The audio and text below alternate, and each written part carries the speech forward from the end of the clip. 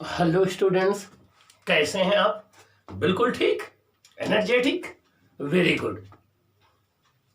Students, इस समय आप बहुत ही पेशेंस से, बड़े ही रेगुलरिटी से क्लासेज को अटेंड कर रहे हैं। बड़ी मेहनत से आप अपनी प्रिपरेशन को कर रहे होंगे और आप अपने फ्यूचर की इबादत को आप लिख रहे हैं। अपने फ्यूचर को आप बिल्कुल सिक्योर कर रहे हैं, क्योंकि अभी की ये की गई मेहनत आने वाले समय में आपके लिए एक बूंद बनकर प्रूफ होगी, आपके लिए एक ये लैडर बन के प्रूफ होगी और आने वाले समय में आप जरूर बहुत अच्छा करेंगे। आप अपने को सेटिस्फाइड कर पाएंगे, क्योंकि अभी आप अच्छे से वर्क कर रहे हैं, अभी आप अच्छे से मेहनत कर रहे हैं, तो आने वाला समय आपका जरूर ही गोल्डन होगा, बड़ा ही सुनहरा होगा। ठीक ना? तो आपको लगे रहना है, डटे रहना है, डे बाय डे अपना गोल डिसाइड करना है, उसको अचीव करना है, उसको अचीव करके ही आगे बढ़ना है। क्योंकि दुनिया का कोई भी इंसान आगे बढ़ा है तो वो मेहनत से ही बढ़ा है, अपने को समर्पित करके ही बढ़ा है, डेडिकेशन से ही बढ़ा है। तो आपको उन्हीं गुणों को अपने अंदर एसिमुलेट करना होगा और दिन प्रतिदिन अपनी सफलता की कहानी को लिखते जाना होगा। ओके स्टूडेंट्स, इसके प्रीवियस क्लास में हमने चर्चा किया था कि अगर हमें capital N number of cells दे दिए जाएं और कहा जाए कि आप उनको मिक्स्ड कॉम्बिनेशन में कंबाइन करो। किस में करो? मिक्स्ड कॉम्बिनेशन में। तो हम कैसे कंबाइन करते हैं? उसके लिए मैंने आपको बताया था कि हम small n number of cell को एक रो में कनेक्ट कर देते हैं। मीन्स हर एक रो में small n number of cell होते हैं और हर एक सेल का ईएमएफ ई था, हर एक सेल का इंटरनल रेजिस्टेंस स्मॉल आर था।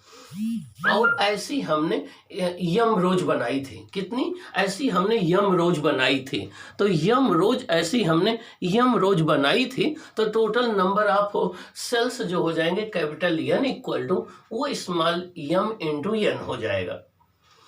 और इसका अगला स्टेप हमने बताया था कि हर एक रो का जो इक्विवेलेंट ईएमएफ हो जाएगा वो एन ई हो जाएगा। हर एक रो का जो इक्विवेलेंट इंटरनल रेजिस्टेंस हो जाएगा स्मॉल एन आर हो जाएगा। अब हर एक रो में एन ई और एन आर जो है, एन ई ईएमएफ है, एन आर इंटरनल रेजिस्टेंस है। ऐसे टोटल यम रो आपस में पैरेलल में कनेक्ट हुई हैं। तो इसके लिए हमने आपको ट्रिक बताया था कि जब भी एन सेल्स पैरेलल में कनेक्ट हो और हर एक सेल का ईएमएफ ई हो तो उसके कॉम्बिनेशन का भी ईएमएफ ई होता है। तो हमने एन ई लिया था और हमने इक्विवेलेंट इंटरनल रेजिस्टेंस लिया था एन आर अपान यम के इक्वल। कितना? एन आर अपान यम के इक्वल। और सॉल्व करके फाइनल करंट हम लोगों ने कैलकुलेट किया था। करंट आपकी आई थी I equal to N E upon capital R plus N are upon M. ये करंट आया था मिक्स्ड कॉम्बिनेशन का। यहाँ से हमने डिस्कशन किया था कि अगर आप चाहते हो कि एक्सटर्नल लोड को या एक्सटर्नल रेजिस्टेंस कैपिटल आर को मैक्सिमम करंट जाए तो उसकी कंडीशन होती है capital R equal to n are upon m. Means external resistance की वैल्यू टोटल इंटरनल रेजिस्टेंस के अगर बराबर होगी तो लोड में मैक्सिमम करंट जाएगी। अगली बात हमने आपको ये बताया था कि कोई सेल जो है वो किसी लोड रेजिस्टेंस कैपिटल आर को मैक्सिमम पावर तभी ट्रांसफर करता है जब लोड रेजिस्टेंस कैपिटल आर की वैल्यू उस सेल के इंटरनल रेजिस्टेंस के इक्वल हो। Capital R equal to small r, इसको हमने मैक्सिमम पावर ट्रांसफर थ्योरम बोला था। क्या? मैक्सिमम पावर ट्रांसफर थ्योरम हमने बोला था। अब आज का हमारा डिस्कशन है किरचॉफ्स लॉ। आज का हमारा डिस्कशन है किरचॉफ्स लॉ। ये वेरी इंपॉर्टेंट टॉपिक है, आपके एकेडमिक में भी 100% यहाँ से क्वेश्चन आता है, कंपटीशन के लिए भी, एकेडमिक के लिए भी। जो आप में से जो स्टूडेंट्स नीट की प्रिपरेशन करके अपने को एमबीबीएस बन करके अपना करियर संवारना चाहते हैं उनके लिए भी, आप में से जो बच्चे आईआईटी मेंस आईआईटी एडवांस के लिए प्रिपरेशन कर रहे हैं और एक अच्छा इंजीनियर बन करके देश की सेवा करना चाहते हैं उन बच्चों के लिए भी, आप में से जो NDA army officer air force qualify करके इधर जाना चाहते हैं उन बच्चों के लिए भी, और इन सभी के लिए ये इम्पोर्टेंट है ये टॉपिक। तो आइए हम देखते हैं कि किरचॉफ लॉ क्या है, उसकी ज़रूरत क्यों पड़ी, ये हमें देखना है।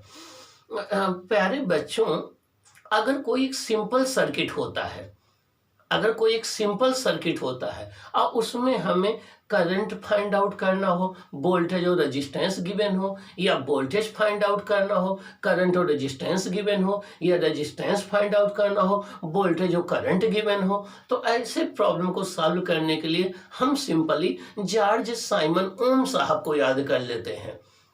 और जॉर्ज साइमन ओम साहब का ओम्स लॉ अप्लाई करके R=V/I हम प्रॉब्लम्स को सॉल्व कर लेते हैं।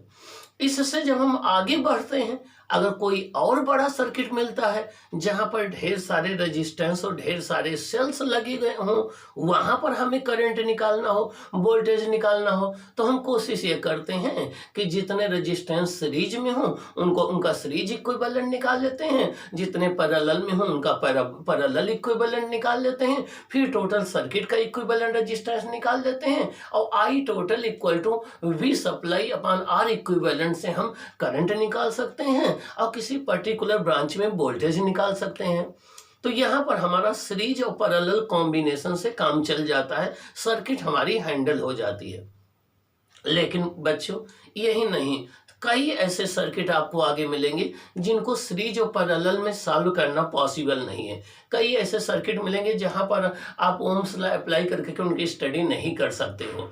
तो अगर कोई कॉम्प्लिकेटेड सर्किट आ गया, कोई एक कॉम्प्लेक्स सर्किट आ गया, वहां पर आपको करंट और वोल्टेज की वैल्यूज फाइंड आउट करना है अलग अलग ब्रांच में, अलग अलग रजिस्टर में, तब आप क्या करेंगे? तब ओम्स लॉ भी नहीं अप्लाई होगा, सीरीज पैरेलल कॉम्बिनेशन भी नहीं पॉसिबल है। तब आप क्या करेंगे?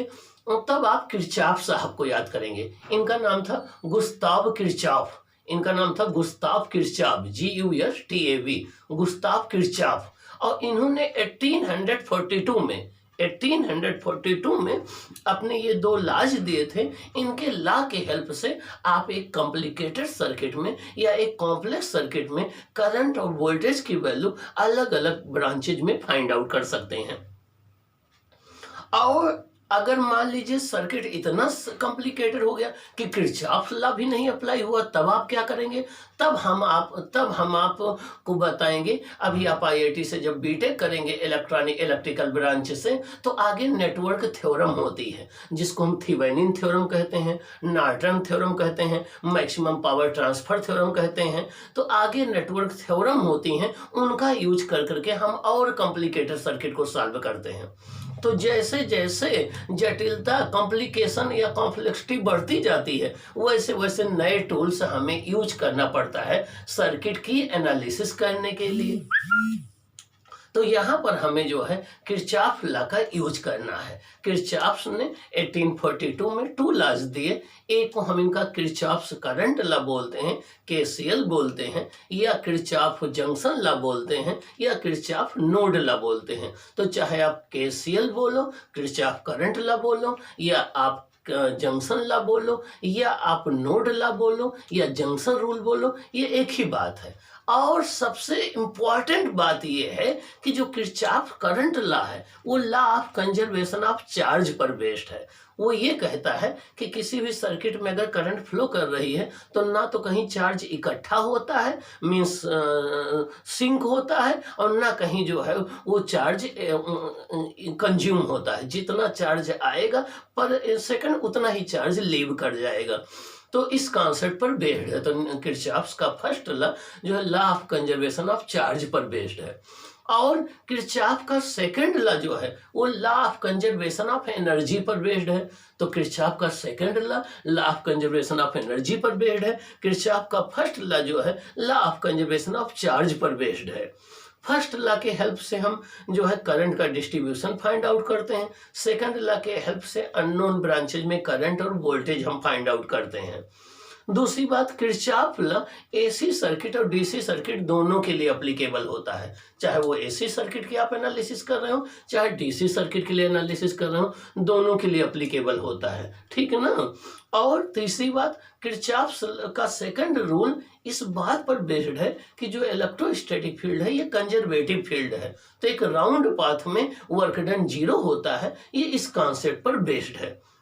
तो आइए हम किरचॉफ्स के लॉ की स्टडी करते हैं, जिससे आपको सर्किट के एनालिसिस करना आ जाए और आगे आने वाले फ्यूचर एग्जाम में जब आप गेट करना चाहें, आप पीएचडी करना चाहें आईआईटी से, गेट क्वालिफाई करना हो या आपको जैम क्वालिफाई करना हो, हायर एग्जाम क्वालिफाई करना हो, तो आप सर्किट के एनालिसिस कर सकें। आप में से जो आईआईटी से बीटेक करेंगे वहाँ भी ये काम आएगा, वहाँ भी नेटवर्क थ्योरम आप लोग पढ़ेंगे। तो आइए हम शुरुआत करते हैं कि क्या है किरचॉफ्स लॉ। आइए आइए देखिए, आज की हेडिंग है किरचॉफ्स लॉ। क्या? Kirchhoff's law. नाम इनका क्या है? Gustav Kirchhoff. देखिए, गुस्ताव किरचॉफ इनका नाम है, गुस्ताव किरचॉफ। हो सकता है ज्यादा गुस्ताखी करते रहे हो सकता हो ज्यादा जो है शरारत करते रहे हो। तो गुस्ताव किरचॉफ कब दिया था? 1882 में, 1882 में इन्होंने अपना ला दिया था। कब दिया था? 1882 में अपना ला इन्होंने दिया था। ओके, 1882 में दिया था। अब आइए हम देखते हैं इनका फर्स्ट लॉ इनका ये है। फर्स्ट लॉ को हम बोलते हैं केसीएल। फर्स्ट लॉ को क्या बोलते हैं? KCL, Kirchhoff current law. First law को हम केसीएल भी बोलते हैं, किरचॉफ करंट लॉ। इसको हम केसीएल भी बोलते हैं, Kirchhoff current law. It is also called junction rule और करंट लॉ। इसको हम करंट लॉ कहते हैं या जंक्शन रूल कहते हैं। अब जंक्शन आप सोच रहे होंगे क्या होता है? जैसे कानपुर जंक्शन है, लखनऊ जंक्शन है, वाराणसी जंक्शन है, तो वहां कई ट्रेनें आकर के मिलती हैं ना। वैसे किसी सर्किट में जहां पर दो से अधिक वायर आकर के कनेक्ट होते हैं, उस पॉइंट को हम जंक्शन या नोड बोलते हैं। किसी भी सर्किट में जहां पर दो से अधिक वायर आकर के कनेक्ट होते हैं, उस पॉइंट को हम जंक्शन या नोड बोलते हैं। तो it is also called junction rule और करंट लॉ। किरचॉफ के फर्स्ट लॉ को हम जंक्शन रूल या हम इसे करंट लॉ भी बोलते हैं। It is based upon on the law of conservation of charge. ये इंपॉर्टेंट है आपके कंपटीशन बोर्ड के लिए। ये law of conservation of charge पर बेस्ड है। किस पर बेस्ड है? Law of conservation of charge पर बेस्ड है। कौन सा? Kirchhoff current law. अब देखिए इसका स्टेटमेंट क्या है।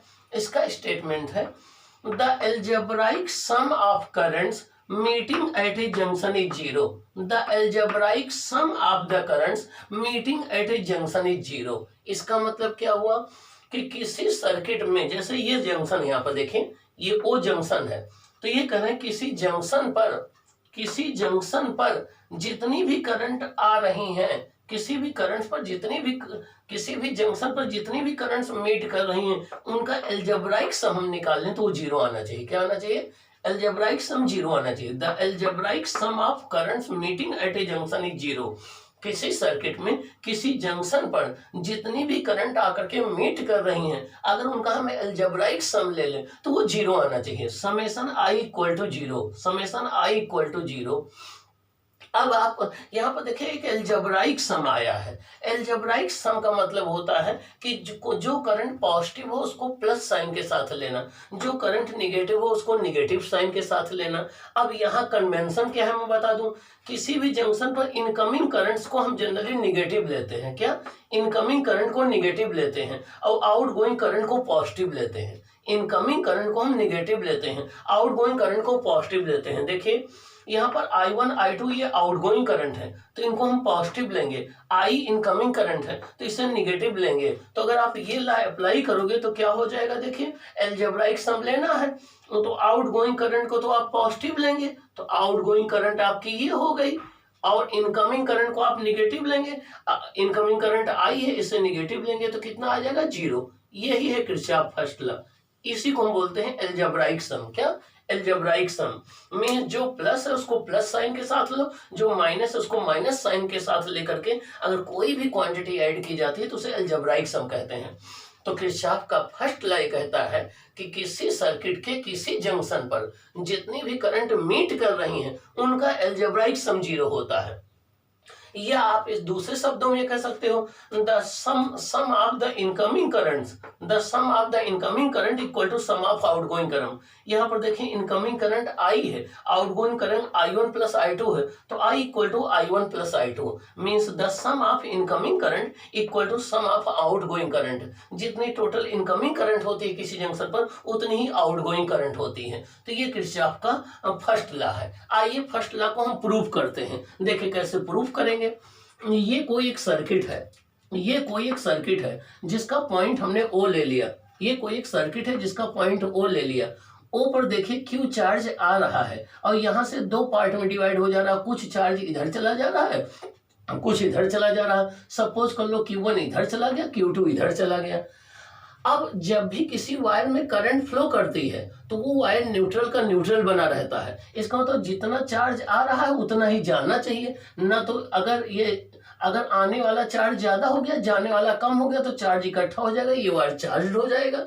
तो देखिए Q equal to Q1 plus Q2 के इक्वल होना चाहिए। तो by law of conservation of charge Q equal to Q1 plus Q2, incoming charge equal to outgoing charge. ये तो law of conservation of charge से हमने लिखा।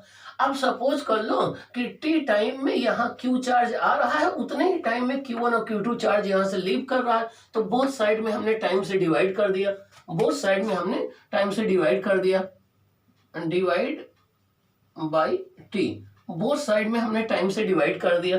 तो देखिए क्या हो जाएगा, ये हो जाएगा Q अपान टी क्या होता है I, Q1 अपान टी क्या होता है I1, Q2 अपान टी क्या होता है I2। तो I equal to I1 plus I2, I equal to I1 plus I2, ये प्रूफ हो जाएगा।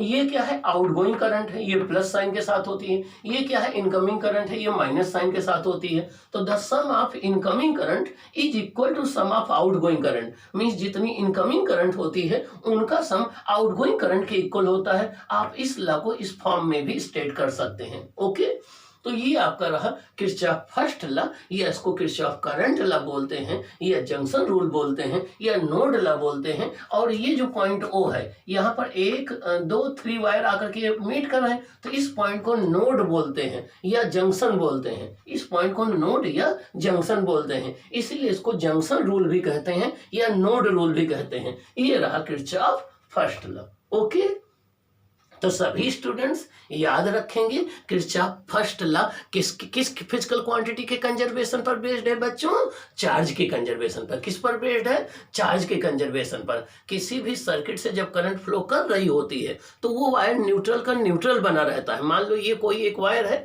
इसमें से करंट फ्लो कर रही है, तो ये न्यूट्रल का न्यूट्रल बना रहेगा। इसका मतलब जितना चार्ज यहाँ से इंटर करेगा पर सेकंड, उतना ही चार्ज यहाँ से लीव करेगा। अगर मान लीजिए यहाँ से इंटर ज्यादा करे, यहाँ लीव कम करे, तो इस पर चार्ज आ जाएगा, या यहाँ से इंटर कम करे, यहाँ लीव ज्यादा करे, तब भी ये चार्ज हो जाएगा। लेकिन आपको पता है कि कोई करंट करिंग वायर पर कोई चार्ज नहीं होता है। इसका मतलब जितना चार्ज इंटर करेगा पर सेकंड, उतना ही चार्ज लीव करेगा पर सेकंड। तो ये law of conservation of charge पर बेस्ड है। ओके ओके, आइए अब हम चर्चा करते हैं, डिस्कशन करते हैं किरचॉफ सेकंड लॉ को, जिसको हम लूप रूल भी कहते हैं, जिसको हम मेश रूल भी कहते हैं, जिसको हम जो है किरचॉफ वोल्टेज लॉ कहते हैं।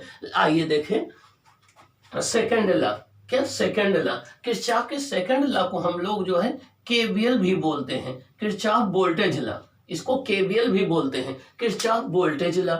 लेकिन किरचॉफ के सेकंड लॉ को हम स्टडी करने के पहले, इसका स्टेटमेंट बताने के पहले, इसके कुछ पॉइंट्स हैं, इसकी कुछ बातें हैं जो हमें जानना जरूरी है। इसलिए अभी हम किरचॉफ लॉ को नहीं डिफाइन कर रहा हूँ, उसका स्टेटमेंट आपको नहीं बता रहा हूँ। पहले जो बातें जरूरी हैं आपके जानने के लिए, किरचॉफ सेकंड लॉ को अप्लाई करने के लिए, उनको हम लोग सीख लेते हैं, तब हम आपको किरचॉफ सेकंड लॉ का स्टेटमेंट बताते हैं। आइए देखिए, it is also called loop rule और पोटेंशियल रूल। इसको हम लूप रूल भी कहते हैं या पोटेंशियल रूल कहते हैं। क्यों आप सोच रहे हो, क्योंकि ये क्लोज्ड लूप के लिए ही अप्लाई होता है, ये ओपन सर्किट के लिए अप्लाई नहीं होता है, ये क्लोज्ड लूप के लिए ही अप्लाई होता है। Second point, it is based upon the law of conservation of energy. ये law of conservation of energy पर बेस्ड है, और ये इस फैक्ट पर बेस्ड है कि जो इलेक्ट्रोस्टैटिक फील्ड होती है वो कंजर्वेटिव फील्ड होती है, और कंजर्वेटिव फील्ड में एक राउंड ट्रिप के along work done, closed path में वर्क डन 0 होता है। इस कॉन्सेप्ट पर ये बेस्ड है। अगली बात, द चेंज इन, ये इंपॉर्टेंट है, the change in potential in moving और resistance in the direction of current is minus IR। आपको हमने बताया था कि करंट हमेशा हाई पोटेंशियल से लो पोटेंशियल फ्लो करती है। तो जब आप करंट की डायरेक्शन में चलेंगे तो पोटेंशियल डिक्रीज होगा। पोटेंशियल क्या होगा, डिक्रीज होगा, और पोटेंशियल डिक्रीज होने को पोटेंशियल ड्रॉप होना कहते हैं। तो जब आप करंट की डायरेक्शन में चलोगे तो पोटेंशियल डिक्रीज होगा, या पोटेंशियल जो है वो डिक्रीज करेगा या पोटेंशियल ड्रॉप करेगा। तो अगर आप मान लो ये कोई एक रेजिस्टेंस है, इसमें इधर से करंट जा रही, इधर लीव कर रही, तो जब आप करंट की डायरेक्शन में चलेंगे तो आई आर का जो प्रोडक्ट है उसको माइनस मिलेंगे। रीजन क्या है कि करंट के डायरेक्शन में चलने पर पोटेंशियल डिक्रीज होता है, करंट हाई पोटेंशियल से लो पोटेंशियल चलती है। तो देखिए यहाँ क्या करें, the change in potential in moving a resistor in the direction of current is minus I are. करें अगर किसी रजिस्टेंस में हम करंट की डायरेक्शन में चल रहे हो तो आई पोटेंशियल डिक्रीज होगा और आई आर के प्रोडक्ट को हम निगेटिव लेंगे। While in the opposite direction of current is plus I are. अगर किसी सर्किट में करंट के अपोजिट डायरेक्शन में चल रहे हैं तब आई आर के प्रोडक्ट को प्लस मिलेंगे, क्योंकि करंट के अपोजिट डायरेक्शन में चलेंगे तो उस केस में पोटेंशियल इंक्रीज होगा, पोटेंशियल राइज होगा। तो जब आप करंट की डायरेक्शन में चलेंगे तो आई आर का प्रोडक्ट माइनस मिलेंगे, करंट के अपोजिट चलेंगे तो प्लस लेंगे। रीजन क्या है कि करंट की डायरेक्शन चलने पर पोटेंशियल डिक्रीज होता है, पोटेंशियल ड्रॉप होता है, और करंट के अपोजिट चलने पर पोटेंशियल राइज होता है। तो आइए हम इसको डायग्राम के थ्रू देखें। देखिए ए और बी, ए बी ये कोई एक रेजिस्टेंस वायर है। देखिए ए बी कोई एक रजिस्टर है। देखिए इसका ये पॉइंट ए है, ये बी है। करंट ए से इंटर कर रही, बी से लीव कर रही है। करंट ए से इंटर कर रही, बी से लीव कर रही है। जब ये करंट इस आर रेजिस्टेंस में जाएगी तो पोटेंशियल ड्रॉप होगा, पोटेंशियल डिक्रीज करेगा। अब ए का पोटेंशियल कुछ होगा, मान लो वी है, बी पॉइंट का पोटेंशियल कुछ होगा, वी बी होगा। अब जब आप ए से बी की तरफ चलेंगे तो किसके करंट की डायरेक्शन में चल रहे हैं, और अभी हमने बताया था कि करंट की डायरेक्शन में चलने पर आई आर का प्रोडक्ट क्या लेते हैं, माइनस में लेते हैं। तो अगर ए के पोटेंशियल को हम वी ए मान लें तो वी ए, अब हम इस डायरेक्शन में चल रहे हैं तो वी ए अब इस डायरेक्शन में चल रहे हैं, करंट के डायरेक्शन में, तो पोटेंशियल डिक्रीज होगा तो माइनस आई आर। तो V A minus I R, फिर कौन सा पॉइंट मिलेगा, बी मिलेगा। तो V A minus I R equal to V B. यहाँ माइनस हम इसलिए लिए कि हम करंट के डायरेक्शन में चल रहे हैं तो पोटेंशियल डिक्रीज होगा, पोटेंशियल ड्रॉप होगा, इसलिए माइनस आई आर लिए। तो वी ए इस पॉइंट का पोटेंशियल हो गया, minus I R equal to क्या हो गया, वी बी, या V A minus B B equal to क्या हो जाएगा, प्लस आई आर। क्या हो जाएगा, प्लस आई आर। अब हम दूसरे करंट के अपोजिट चल के देख लेते हैं। देखिए ए और बी ये दो पॉइंट है, ये रजिस्टर कनेक्ट है। ए बी एक रजिस्टर है जिसका रेजिस्टेंस आर है, करंट ए से बी जा रही है। अब अभी तक हम ए से बी डायरेक्शन में चल रहे थे तो करंट की डायरेक्शन में चल रहे हैं। अब देखिए हम बी से ए आ रहे हैं तो हम करंट के अपोजिट में चल रहे हैं, करंट के अपोजिट में चल रहे हैं। तो करंट की डायरेक्शन में चलने पर पोटेंशियल डिक्रीज होता है, मींस ड्रॉप होता है, लेकिन करंट के अपोजिट चलने पर पोटेंशियल राइज होता है। तो अब आप इस डायरेक्शन में चलेंगे तो आई आर का प्रोडक्ट पॉजिटिव लेंगे। तो देखिए यहाँ का पोटेंशियल वी बी मान लो तो वी बी हो गया। इस डायरेक्शन में चल रहे हैं करंट के अपोजिट में तो आई आर का प्रोडक्ट क्या लेंगे, पॉजिटिव लेंगे, plus I R equal to क्या हो जाएगा, वी ए। यहाँ से निकालेंगे V A minus V B equal to I R. क्या आएगा, आई आर। ओके, तो ये बात आपको याद रखनी है, करंट के डायरेक्शन में चलने पर आई आर का प्रोडक्ट निगेटिव, करंट के अपोजिट चलने पर आई आर का प्रोडक्ट पॉजिटिव। रीजन क्या है कि करंट हाई पोटेंशियल से लो पोटेंशियल जाती है, तो जब आप करंट की डायरेक्शन में चलेंगे तो पोटेंशियल डिक्रीज होगा, पोटेंशियल ड्रॉप होगा, और करंट के अपोजिट चलेंगे तो पोटेंशियल राइज होगा, मींस पोटेंशियल इंक्रीज होगा, इसलिए आई आर प्लस में आएगा। तो ये बात आप ध्यान रखेंगे जब भी किरचॉफ लॉ अप्लाई करेंगे सेकंड रूल किसी सर्किट में। अब next point, the change in potential in moving an EMF source from negative to positive is plus E, while from positive to negative is minus E। मतलब क्या हुआ, अगर आप किसी सर्किट में मूव कर रहे हैं, किसी सर्किट में किरचॉफ सेकंड लॉ लगाने के लिए मूव कर रहे हैं, तो अब आपका कोई भी सेल कनेक्ट है तो सेल का EMF E होता है। अब आपको सोचना है कि प्लस E लिखें या माइनस E लिखें।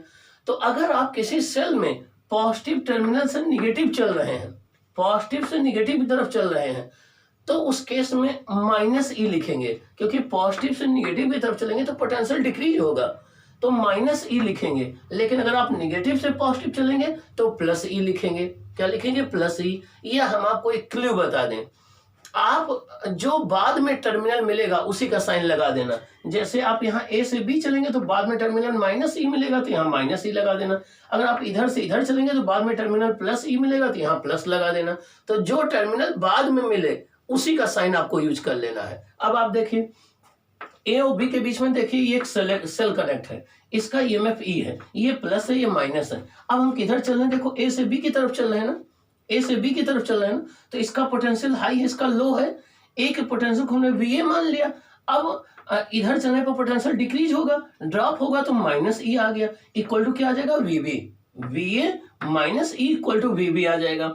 अब V A minus B B equal to plus E आ जाएगा। अब यहाँ पर देखिए, यहाँ पर हम बी से ए आ रहे हैं, देखिए यहाँ निगेटिव से पॉजिटिव टर्मिनल आ रहे हैं, तो इसके पोटेंशियल को वी बी मान लो। अब यहाँ इधर चल रहे हैं तो लो से हाई पोटेंशियल आ रहे हैं, तो पोटेंशियल राइज होगा, पोटेंशियल इंक्रीज करेगा, तो plus E equal to V A हो जाएगा। V A minus B B equal to E आ जाएगा। या इसको लर्न करने का तरीका मैं बता दूं, आप जो टर्मिनल बाद में मिले उसी का साइन आप यूज कर लेना। जैसे जब आप इधर से इधर चलेंगे तो बाद में निगेटिव टर्मिनल मिलेगा तो माइनस ई लिख देना, जब आप इधर से इधर आएंगे तो बाद में पॉजिटिव टर्मिनल मिलेगा तो प्लस ई लिख देना। तो ये रूल आप जो है याद रखेंगे। तो किसी भी सेल में उसके टर्मिनल का जो टर्मिनल बाद में मिले वो साइन यूज कर देना। और जब रजिस्टर दिया गया हो तो करंट की डायरेक्शन में चलने पर आई आर का प्रोडक्ट निगेटिव, करंट के अपोजिट चलने पर पॉजिटिव। तो ये कुछ बातें हैं, हमें किरचॉफ सेकंड लॉ अप्लाई करने के लिए इसको याद करना जरूरी है, ठीक है ना। अब हम इस सिचुएशन में आ गए कि आपको किरचॉफ सेकंड लॉ का स्टेटमेंट अब हम बताने चल रहे हैं, उसको एक्सप्लेन करने चल रहे हैं कि किरचॉफ सेकंड लॉ का स्टेटमेंट क्या है, उसको सर्किट में अप्लाई कैसे करेंगे, उससे आप न्यूमेरिकल कैसे सॉल्व करेंगे। अब हम डिस्कस करेंगे कि किरचॉफ सेकंड लॉ को आप अप्लाई कैसे करें किसी सर्किट में, ये हम डिस्कशन करें।